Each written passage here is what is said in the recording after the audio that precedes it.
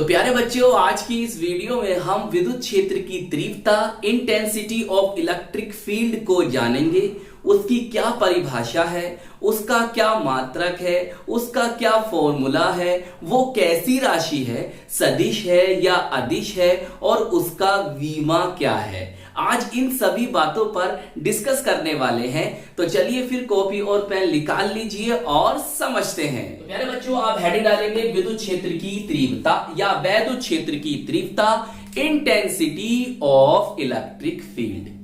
तो आप इस परिभाषा को जानना चाहते हैं, समझना चाहते हैं, याद रखना चाहते हैं, तो सबसे पहले जानिए कि भाई वैद्युत क्षेत्र या विद्युत क्षेत्र इलेक्ट्रिक फील्ड क्या होती है।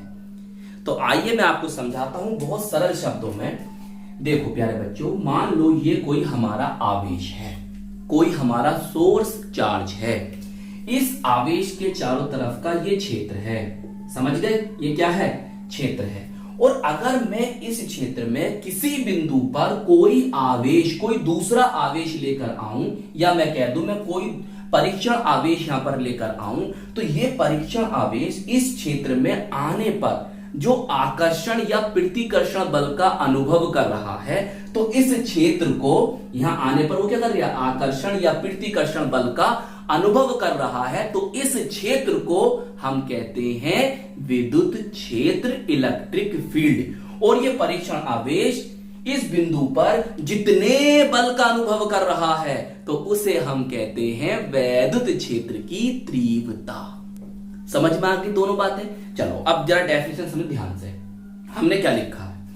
हमने लिखा है कि विद्युत क्षेत्र के किसी बिंदु पर स्थित एकांक धनावेश जितने बल का अनुभव करता है, उसे उस बिंदु पर विद्युत क्षेत्र की तीव्रता कहते हैं। इसे कैपिटल ई से प्रदर्शित करते हैं। चाहे यहां पर ऐसे करके एरो बना, क्योंकि ये कैसी राशि है? सदिश राशि है। समझ गए?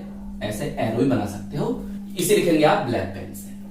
तो बताओ, मैंने आपको यही समझाया था। तो फॉर्मूला होता है प्यारे बच्चों ई, ये इसका, देखो ये सूत्र है इसका, ये क्या है? इसका सूत्र है। और ये कैसा रूप है? वेक्टर रूप है। समझ गए? यहां पर आप चाहो तो लिख लेना, समझ गए? वेक्टर रूप भी पूछ लेता है।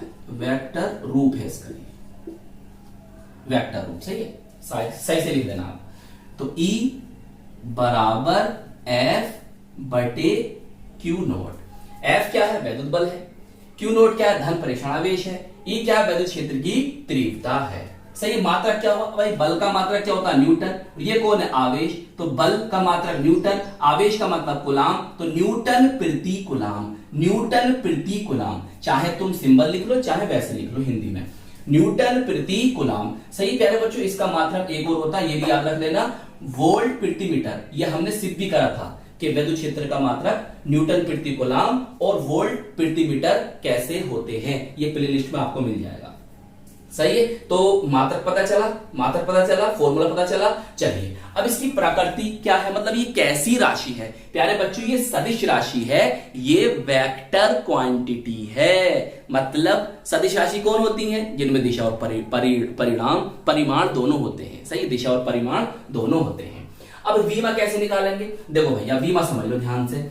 देखो, बल की विमा क्या होती है? सर बल की विमा होती है mlt-2, mlt-2 होती है। और आवेश होता है आपका क्या? it होता है ना, q बराबर it। तो इससे क्या बनेगी? धारा की विमा एम्पियर बोले तो a, और समय की बोले तो t, तो at बन गई भैया, at बनी। अब देखो क्या बनेगा? m तो रहने दो। अब देखो l भी ऐसी रहने दो। यहां है माइनस के पावर 2, माइनस की पावर 2 है भैया। और ये कौन है? एक टी है। ये टी जब ऊपर जाएगा तो माइनस की 1 पावर लेके जाएगा, नहीं जाएगा? माइनस की 1। और ऊपर कौन मिले भाई साहब इसको? -2 मिले हैं। तो दोनों क्या हो जाएंगे? जुड़ जाएंगे। सही, गुणा में घाता क्या होती हैं? जुड़ जाती हैं। तो 10 की पावर -3 हो जाएगा। अब बचा a, तो a ऊपर जाएगा तो बन जाएगा माइनस का पावर में। तो ये होती है इसकी विमा mlt-3a की पावर -1। समझ गए?